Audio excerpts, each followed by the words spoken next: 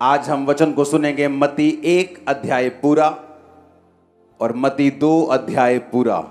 इसलिए आज मैं आपको एक जगह पे रह के वचन को सुनाऊंगा, क्योंकि आपको नोट करना पड़ेगा आज का वचन। अपने पड़ोसी से पूछो, क्या तू चाहता है परमेश्वर तेरी सुरक्षा करे? क्या तू चाहता है कि परमेश्वर तेरा ध्यान रखे? तो परमेश्वर उनका ध्यान रखते हैं जो उसके वंश के होते हैं। आमीन।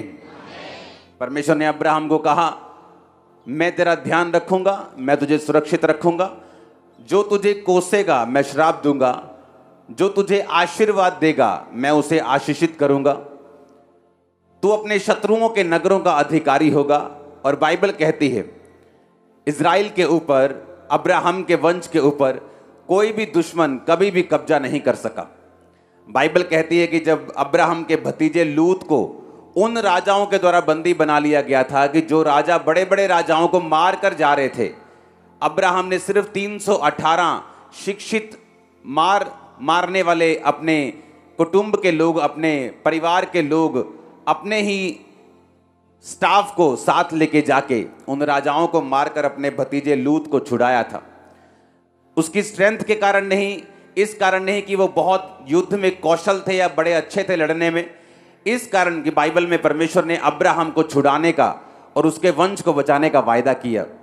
इसलिए पवित्र वचन कहता है कि जब 18 साल की कुबड़ी औरत परमेश्वर के पास आई तो परमेश्वर ने एक वचन को बोला कि क्या ये सही नहीं था कि जो अब्राहम का वंश 18 साल से जो शैतान के बंधन में थी, आज सब्त के दिन छुड़ाई जाती। हालेलुया।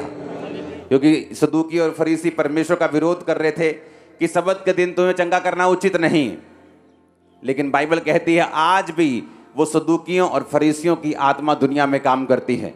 उन्होंने चोला तो परमेश्वर के लोगों का ही पहना हुआ है, बल्कि और अच्छे कपड़े पहनते हैं, लेकिन बाइबल कहती है वो सदूकियों और फरीसियों का आत्मा आज भी उन लोगों के अंदर काम करता है, और आज भी जो लोग आत्मा के अनुसार चलते हैं उनका विरोध करता है।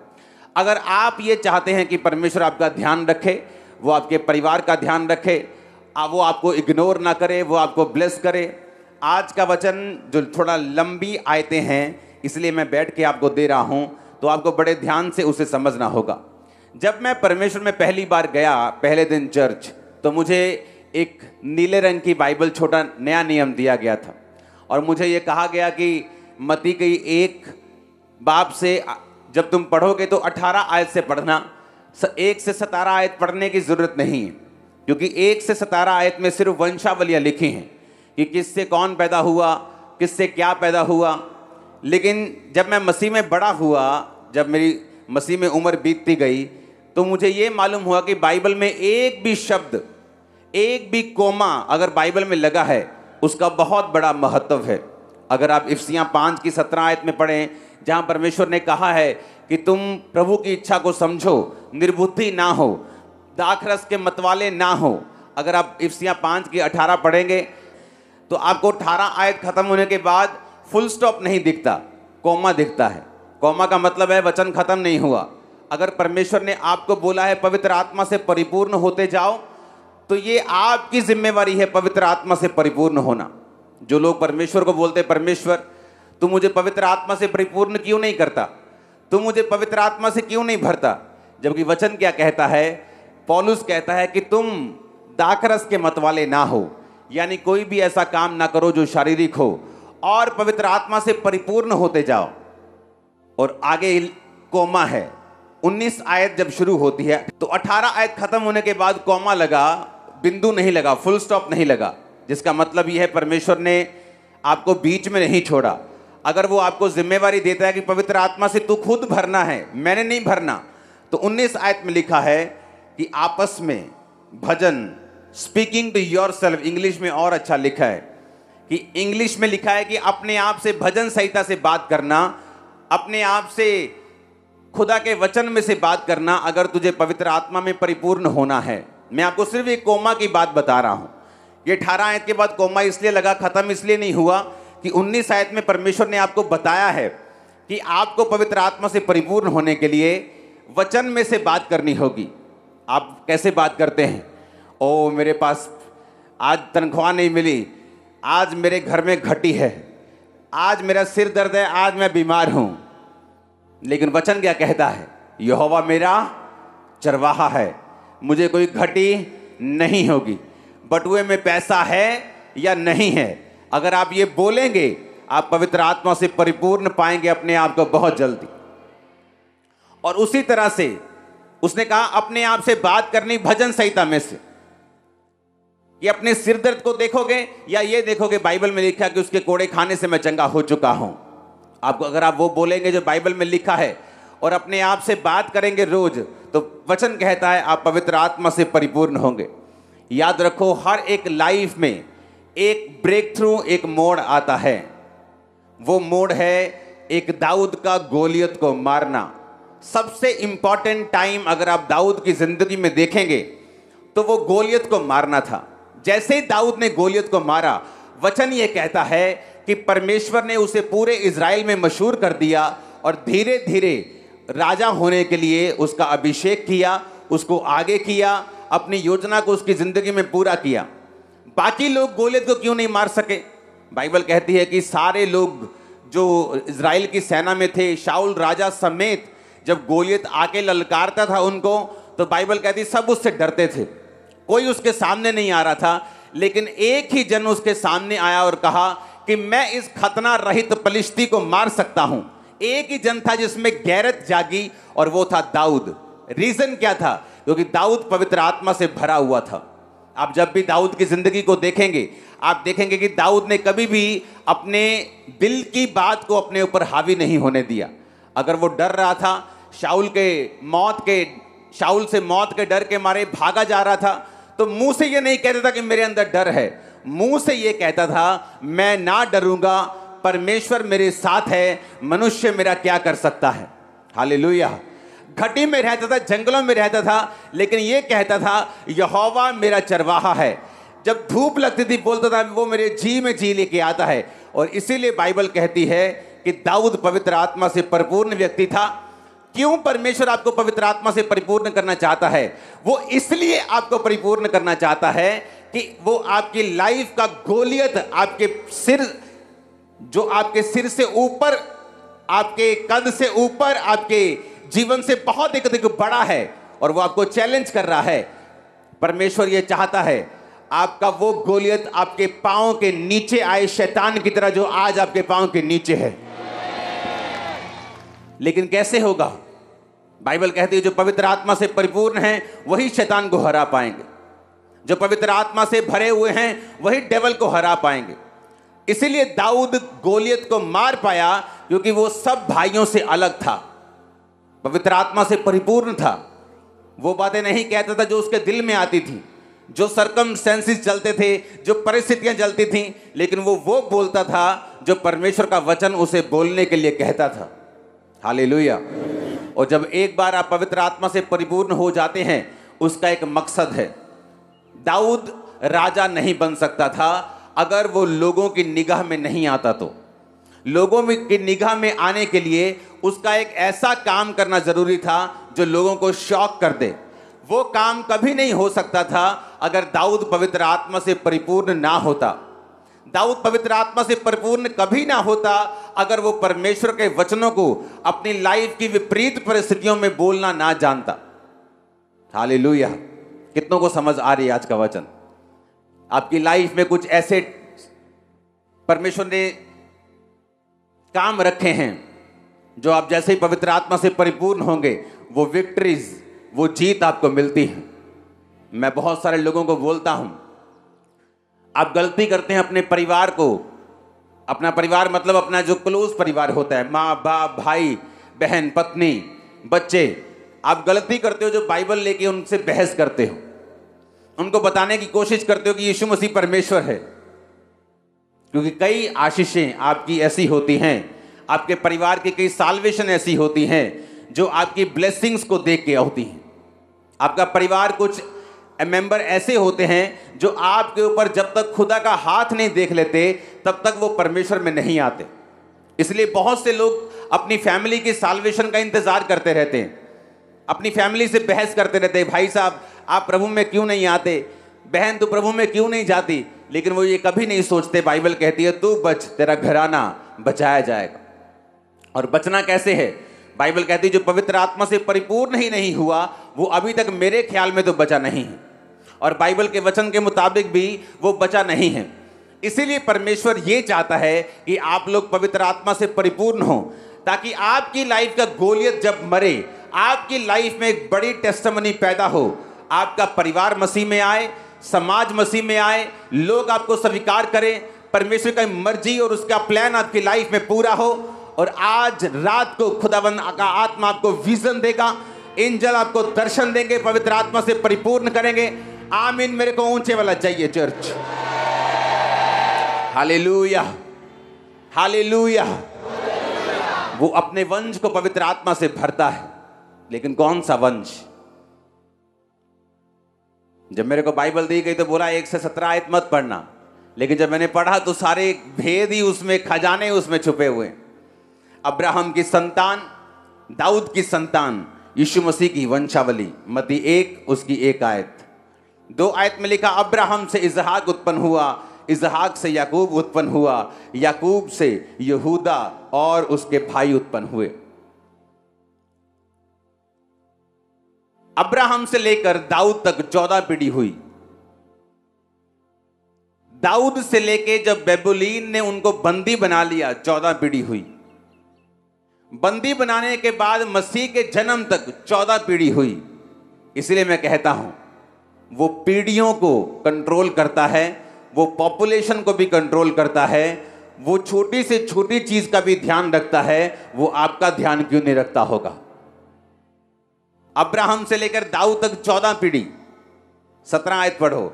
इस प्रकार अब्राहम से दाऊद तक 14 पीढ़ी, दाऊद से बेबुलीन को बंदी होकर पहुंचाए जाने तक 14 पीढ़ी, बंदी होकर बेबुलीन को पहुंचाए जाने के समय तक मसीह तक 14 पीढ़ी। एक एक सेकंड खुदावंद के कंट्रोल में है। आपकी लाइफ, आपका फाइनेंस, आपकी फैमिली, आपके बच्चे, आपकी हर एक चीज परमेश्वर के हाथों में है। अगर आप परमेश्वर में सही रीति के साथ चलते हैं, आप सेम नहीं होंगे। वो आपका ध्यान रखेगा, वो आपको बचा के रखेगा, उचित समय पर आपको बढ़ाएगा भी, गवाहियों के साथ लेके भी आएगा। आमीन। ऊंचाई आशीष आपकी है। अब यहां पे लिखा अब्राहम से इसहाक और इसहाक से याकूब उत्पन्न हुआ। अब्राहम से इस्माइल क्यों नहीं लिखा? इसहाक से एसाव क्यों नहीं लिखा? क्योंकि इसहाक के 2 बच्चे हुए थे, एसाव और याकूब। लेकिन जब वंशावली लिखने का समय आया कि किस वंशावली से जीसस क्राइस्ट पैदा होंगे, तो एसाव का नाम वहां नहीं था। क्योंकि बाइबल कहती है जब उसका भाई दाल पका रहा था, रोटी पका रहा था, तो एसाव उसके पास आके बोला, हे भाई ये रोटी और ये दाल मुझे दे दे, मैं भूख से मर रहा हूं। याकूब ने कहा अगर तू पहलोठे होने का अधिकार मुझे बेच दे, क्योंकि वो था तो जुड़वा लेकिन पहले पैदा हुआ था, तो टेक्निकली बड़ा भाई था। तो उसने कहा कि अगर तू अपने बड़े होने का पद मुझे बेच दे तो मैं ये रोटी और दाल तुझे दे दूंगा। उसने कहा इसमें कौन सी बड़ी बात है, बड़े होके भी तू, मैं क्या कर लूंगा, मैं धनुष चलाने वाला बड़ा ही तेज मर्दाना इंसान हूं, मुझे कुछ जरूरत नहीं, ताकतवर इंसान हूं, ले पहलोठे होने का पद तेरा, ये मेरे को दाल और तू रोटी दे। और बाइबल कहती है वो खाकर अपने पहलोठे होने के पद को तुच्छ समझकर चला गया। और जब वंशावली लिखने का समय आया तो परमेश्वर ने याकूब से उत्पन्न होने का फैसला किया। बाइबल कहती है याकूब से यहूदा, यहूदा के वंश से जीसस क्राइस्ट पैदा हुए। और इसीलिए एसाव का नाम वहां नहीं है, क्योंकि जितने विश्वासी अपने शरीर के अनुसार चलते हैं वो कभी भी परमेश्वर के ब्लड लाइन में नहीं जुड़ सकते। आज भी अगर चर्च में लोग बैठे हैं तो सारे जीसस क्राइस्ट के ब्लड लाइन में नहीं हैं, क्योंकि हर एक जन जो आत्मा के अनुसार नहीं चलता, बाइबल के मुताबिक वो परमेश्वर के ब्लड लाइन में जुड़ा नहीं हुआ। जो शरीर के अनुसार चला, कौन? इसहाक का बेटा बड़ा एसाव शरीर के अनुसार चला, परमेश्वर ने अपने ब्लड लाइन से बाहर किया। आज चर्च में लोग बैठे हैं, है तो जीसस क्राइस्ट की संतान, उनका दादाजी बिशप हैं, उनका पापा चाचा पास्टर हैं, खुद 20 साल से क्रिश्चियन हैं, लेकिन अगर शरीर के अनुसार चल रहे हैं तो मेरा यकीन रखना परमेश्वर आपको अपने वंश में नहीं गिनता। आप क्रिश्चियन नहीं हैं बाइबल के मुताबिक। उसने कहा इसहाक से याकूब उत्पन्न हुआ, एसाव का नाम तक नहीं लिया क्योंकि परमेश्वर उसको जानता नहीं। बाइबल कहती है अगर शरीर के अनुसार चलोगे तो मरोगे। आज परमेश्वर किनका ध्यान रखता है? जो आत्मा के अनुसार चलते हैं। इसलिए परमेश्वर ने कहा आत्मा के अनुसार चलोगे तो जियोगे। कहां पर जियोगे? अपने फाइनेंस में, अपनी लाइफ में, अपनी फैमिली में, अपनी आत्मिक जिंदगी में, अपने घराने में, अपनी मैरिड लाइफ में, अपनी सेवकाई में, तुम सब जगह जियोगे, तुम मरोगे नहीं अगर तुम आत्मा के अनुसार चलोगे। अगर शरीर के अनुसार चलोगे तो मर जाओगे। तुम शरीर में तो जीवित हो सकते हो पर मरे हुए होगे फाइनेंस में, अपने सेहत में, अपने परिवार में, अपनी रिलेशनशिप में, अपनी आत्मिक लाइफ में, अपनी सेवकाई में। हालेलुया। अपने पड़ोसी को बोलो जितने शरीर के अनुसार चलते हैं वो उसके वंश के नहीं हैं। इसलिए परमेश्वर ने लिखा है इसहाक से याकूब उत्पन्न हुआ। ऊंची आवाज में आमीन बोलो, ऊंची आवाज में आमीन बोलो। Hallelujah, hallelujah. हमें यह देखना है कि हम शरीर के अनुसार चल रहे हैं कि नहीं। एसाव शरीर के सामने झुका, भूख बर्दाश्त नहीं हुई। कुछ लोग झुक जाते हैं व्यभिचार के सामने कि व्यभिचार का अटैक बर्दाश्त नहीं हुआ जी, हमने कुछ देख लिया, हमने कुछ कर लिया। आप यीशु मसीह के वंशावली में नहीं हैं। अगर आप उसकी वंशावली में रहना चाहते हैं, उसकी ग्रेस के नीचे रहना चाहते हैं, आपको यह मालूम होना चाहिए कि जो शरीर के सामने झुक देंगे, झुक जाएंगे, अपने आप को झुका देंगे, वो परमेश्वर की वंशावली के नहीं हैं। वो शरीर के अनुसार चलने वाले हैं और वो जीवन उनके अंदर नहीं है।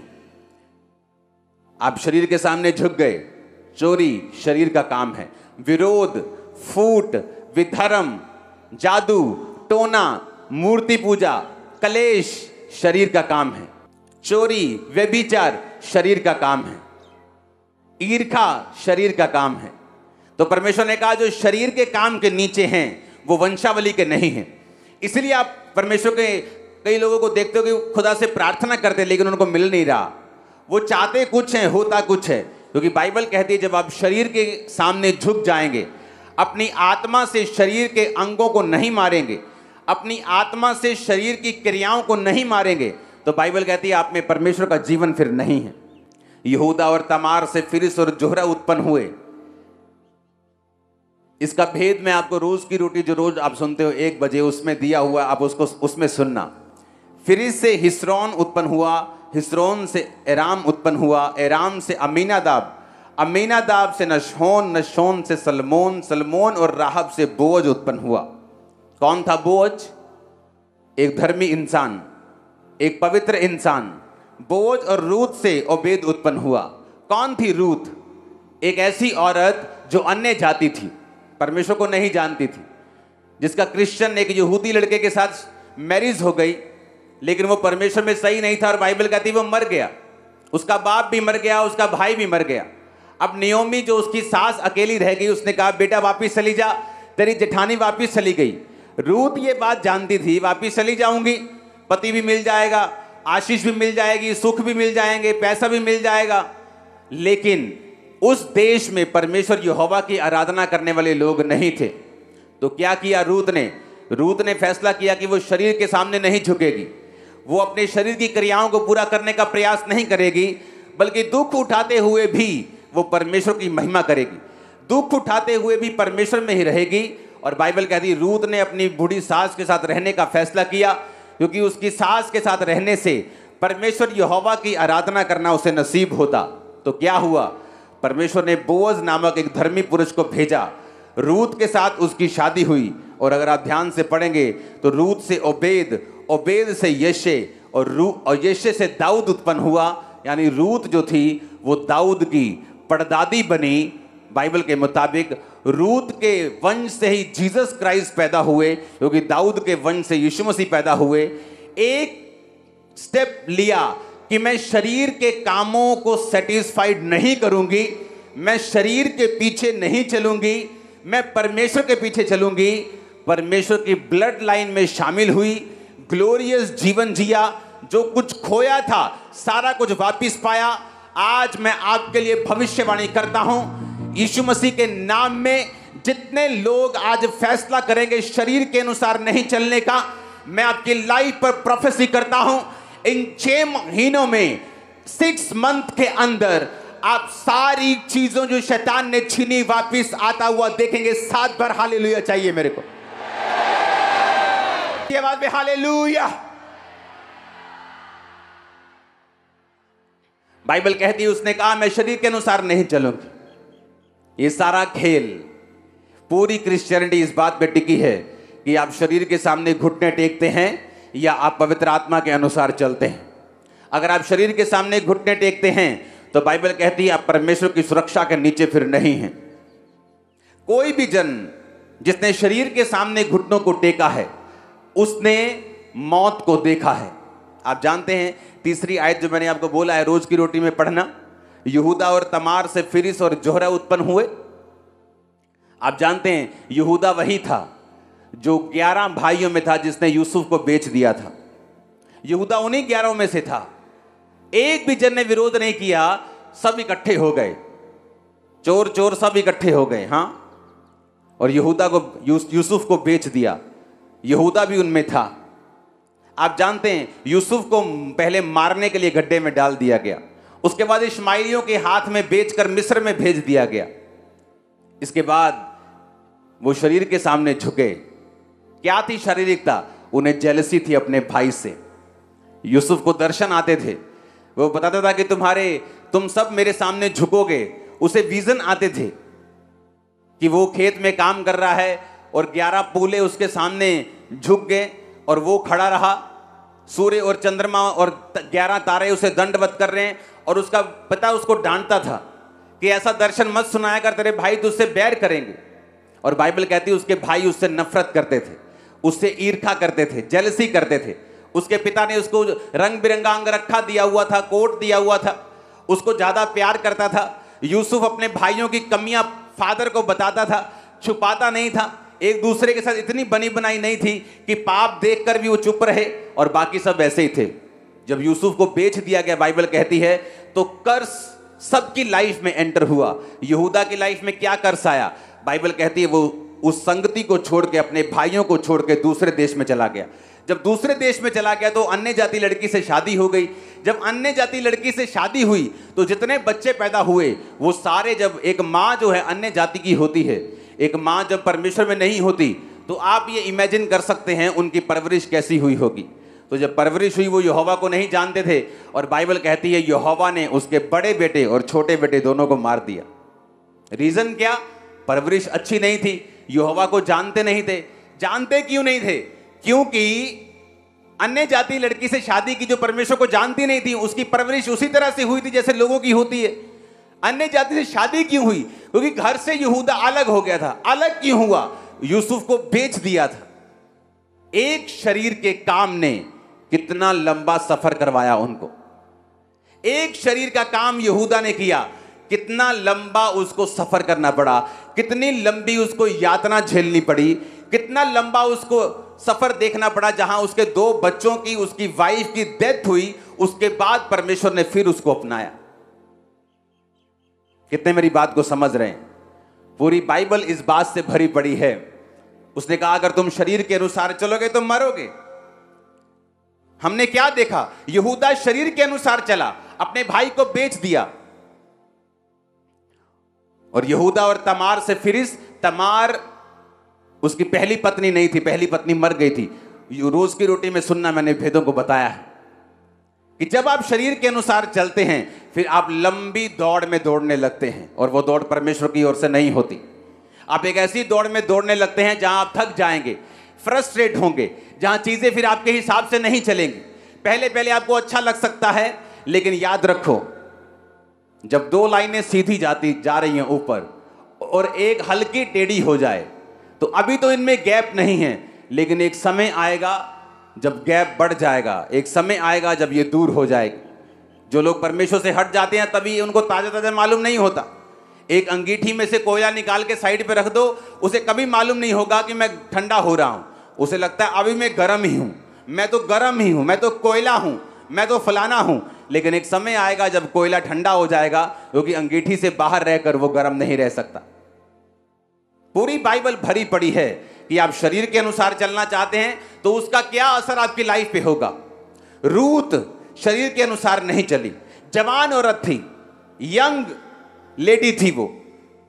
उसकी सास ने बोला वापिस जा पति कर, मेरे कोई बच्चा नहीं है कि मैं तुझे अपना एक नया बच्चा दे दूं, तू पति कर ले उसे। मेरे पास ना तो पैसा है ना तो बेटा है, मेरे पास दुख ही दुख है, बेटा वापिस चली जा। उसे मालूम था वापिस तो चली जाऊंगी, पति भी कर लूंगी, लेकिन यहोवा परमेश्वर वहां नहीं मिलेगा। उसे मालूम था ये शरीर का काम है और मुझे शरीर को फॉलो नहीं करना। एज ए क्रिश्चियन आपको शरीर को फॉलो नहीं करना, आंखों को फॉलो नहीं करना, डिजायर्स को फॉलो नहीं करना, इच्छाओं की पूर्ति जो शारीरिक है उन्हें पूरा नहीं करना, क्योंकि फिर आप एक लंबी दौड़ में निकल जाएंगे और वो दौड़ परमेश्वर की ओर से नहीं होगी। वो दौड़ आपने खुद चुनी है, वो दौड़ शैतान की वजह से आपकी लाइफ में आई है, आपने शैतान की बातों को सुना है। आपको उस दौड़ में नहीं दौड़ना है। परमेश्वर ने आपके लिए बेस्ट चीजों को रखा हुआ है। बाइबल कहती है अपने भविष्यद्वक्ताओं को, अपने प्रेरितों को जो तुम्हारे सामने हैं, उनकी गवाही को ध्यान से देखो और समझो और फॉलो करो। और यही मूर्खता की थी दाऊद के बड़े भाइयों ने। यिशै से दाऊद उत्पन्न हुआ, दाऊद से सुलेमान उत्पन्न हुआ, और किस स्त्री से? जो पहले उरिया की पत्नी थी। वो क्यों? यिशै से दाऊद क्यों लिखा? यिशै से अमीना, यिशै से अलीशाब क्यों नहीं लिखा? यिशै के और भी बेटे थे, राजा की सेना में थे, बड़ी अच्छी पोस्ट के ऊपर थे, तो उनसे वंश क्यों नहीं चला?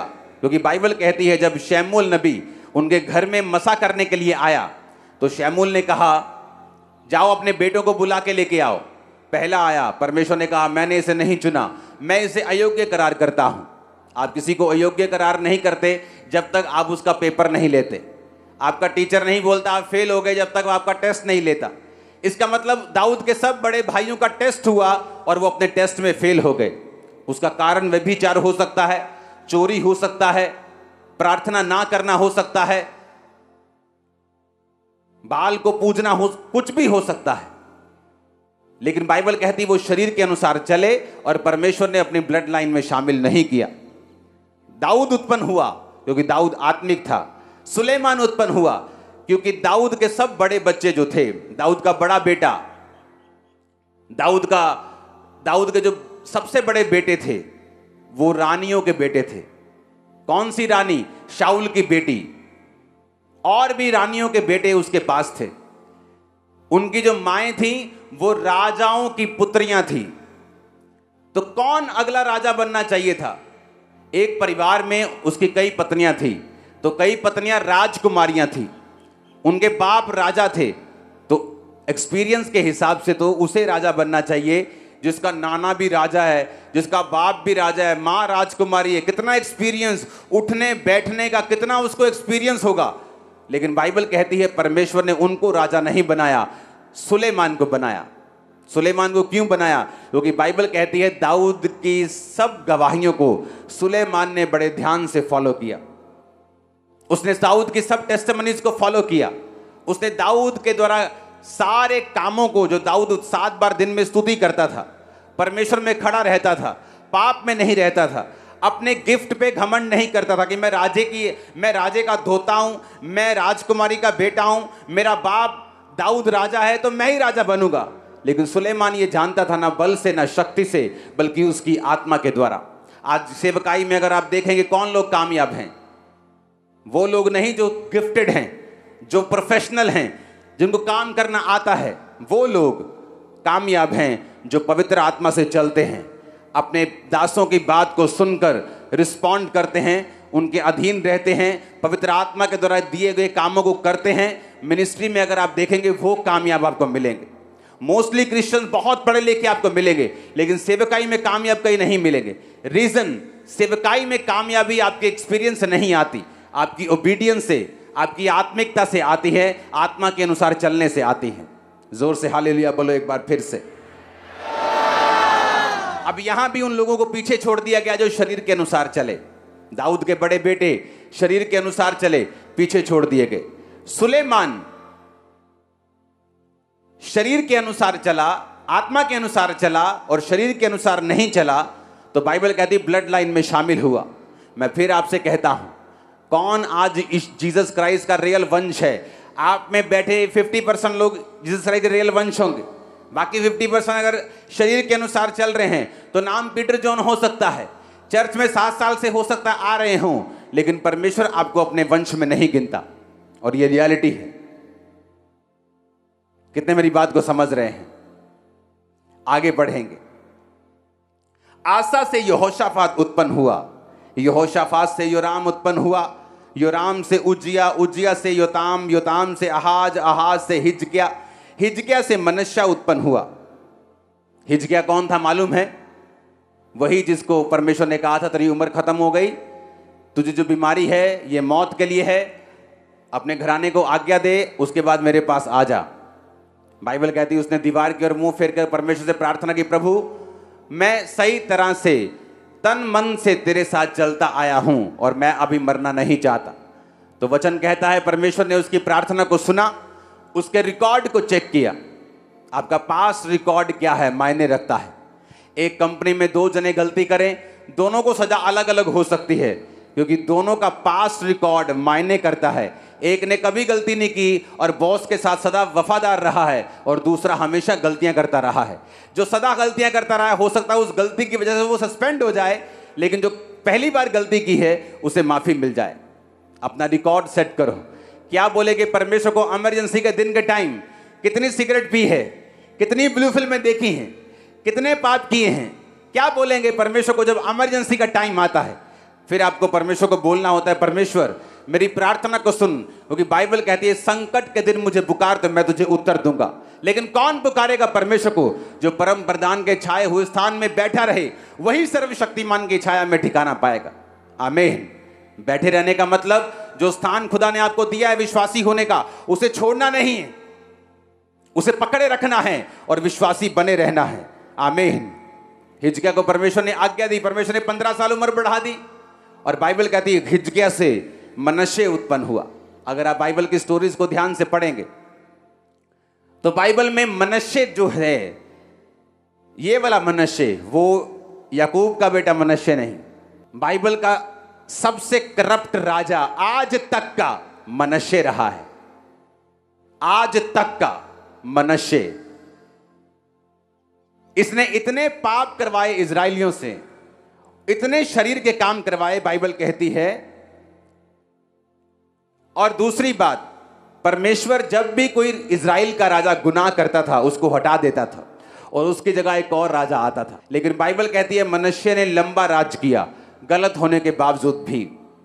कई बार आपको लगता है कि ये बंदा गलत चल रहा है सेवकाई में तो भी फलवंत हो रहा है, ये आदमी गलत चल रहा है तो भी आशीष पा रहा है। लेकिन मनश्शे के टाइम पे परमेश्वर ने ये सोच लिया कि जो भवन मेरा बना है और ये इजराइल की प्रजा, बेबीलोन तुम्हें बंदी बनाएगा, इस भवन को तोड़ देगा और तुम सब लोग अपने राजा के अधीन नहीं, अब दूसरे राजा के अधीन हो गए। और बाइबल कहती है इजराइल की सबसे बड़ी विपत्तियों में से एक विपत्ति मनश्शे के बाद आई, जब उसने शरीर के कामों को इजराइल में करवाया। परमेश्वर हिसाब लेता है। उसने मनश्शे का हिसाब एकदम से नहीं किया, मनश्शे को एकदम से नहीं हटाया, लेकिन बाइबल कहती है उसके शरीर के कामों का बदला पूरे इजराइल ने चुकाया।